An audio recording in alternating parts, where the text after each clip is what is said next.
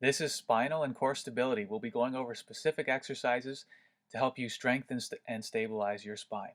We'll start with the bird dog. You're in all fours, knees beneath the hips, hands beneath the arms, and we're going to extend one shoulder and the opposite leg. As you can see, I'm keeping the spine straight and the hips flat to the point where you could hold a glass of water in the low back. And you want to repeat and hold that extension position for a second before returning to that neutral with the hands under the shoulders and knees under the hips. If you're finding that too difficult because of balance, you can do one arm and one leg at a time and still get great results. Do 5 to 10 per side for a rep scheme and do that 3 or 4 times. From this position, we can go into what we call a Superman, lying flat on your tummy, lifting your legs and your hands a few inches off the floor. You don't have to go very high here, but you can see we're getting full activation of the erector muscles around the spine, the glutes, the hamstrings, right on down. So this is great for people who have weak low backs from sitting all the time. And as you can see, it's like the Superman position. Imagine if I had a cape on. If you're finding that too difficult, we can just lift the legs and hold that, or just lift the upper body as well.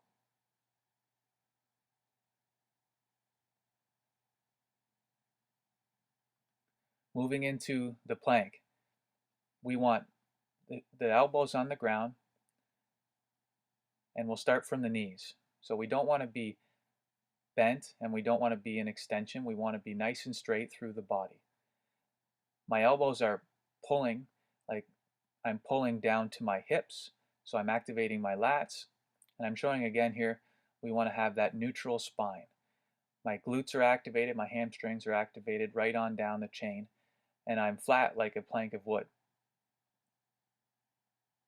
If that was too difficult, you could do that from the knees like I showed it originally.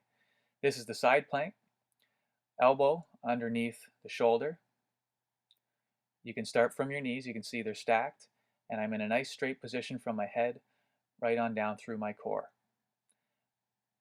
Now you can see I lifted there from the hips, and if you want to get more difficult, then you can go to your feet here, and as you can see, I don't want to be too high with my hip or too low. I want it to be nice and straight. And for further difficulty, you can add in a straight arm or a straight leg in the star position. And then bending the knees back to the hip.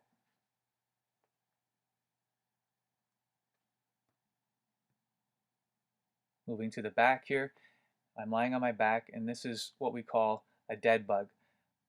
My back is flat on the floor. There's no curve in the low back. We're straightening the legs. You can see my hamstrings are tight here. They're not completely straight. And the shoulder blades are flat to the ground and arms are straight, palms facing each other.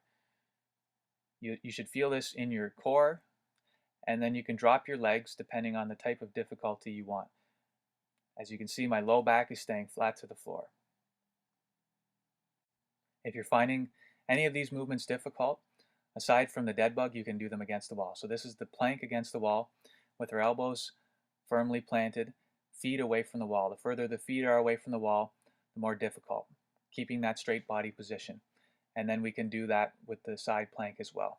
So for each of these movements, in the beginning, you might only be able to hold it for 5 to 10 seconds, and then you want to progressively hold this longer, 30, 60, 90 seconds.